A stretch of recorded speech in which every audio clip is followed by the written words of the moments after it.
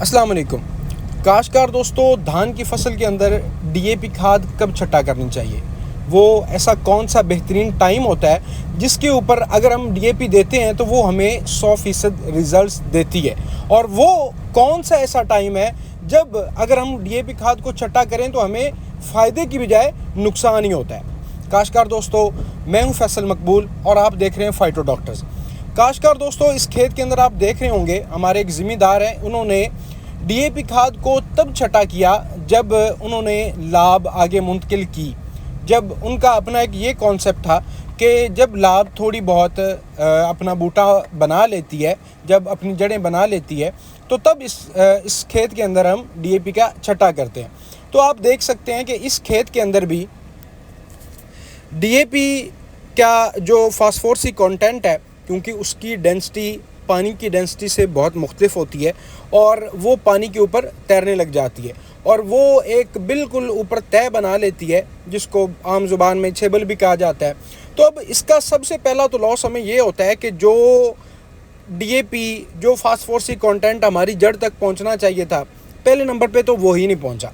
वो फास्फोरस जो हमारी जड़ तक पहुंचनी चाहिए थी वो हमारी जड़ को, हमारे पौधे को मिली नहीं है, जिसकी वजह से पहले नंबर पे तो हमें फास्फोरस का लॉस यहाँ पर हो गया। इसके बाद दूसरा लॉस हमें ये होता है कि जब ये छेबल ऊपर बन जाता है तो जो पौधे को टिलरिंग के लिए रोशनी चाहिए, ताकि उसके तने को, पौधे को रोशनी मिले और वो ज़्यादा से ज़्यादा टिलरिंग कर सके, वो रोशनी उस पौधे को नहीं मिलती, जिसकी वजह से हमारा पौधा जो जितना उसको झाड़ बनाना चाहिए वो झाड़ नहीं बना पाता। तीसरे नंबर पे ये लॉस होता है कि जो हम डीएपी लाभ मुंतकिल करने के बाद देते हैं, क्योंकि अब फास्फोरस को अवेलेबल हालत आने में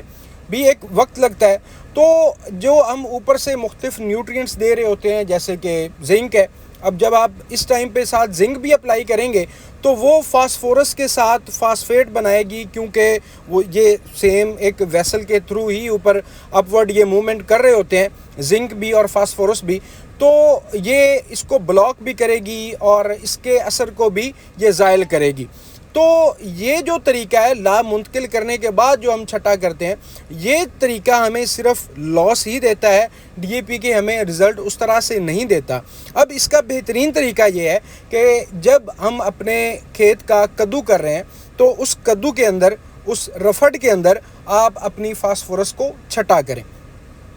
फास्फोरस को मज़ीद आप एक टाइम पर ना दें, फास्फोरस को आप स्प्लिट करके दें, ताकि आपको फास्फोरस की जो अवेलेबिलिटी है वो मुख्तलिफ टाइम पे आपको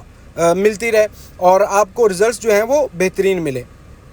तो काश्तकार दोस्तों, अगर आप फास्फोरस को बेड डोज में इस्तेमाल करते हैं तो आपकी फास्फोरस एक तो जिंक के साथ 25-30 दिन बाद वो रिएक्ट नहीं करेगी, उससे पहले वो आपको, आपके पौधे को अवेलेबल होएगी और अपना बेहतरीन और शानदार रिज़ल्ट देगी। बहुत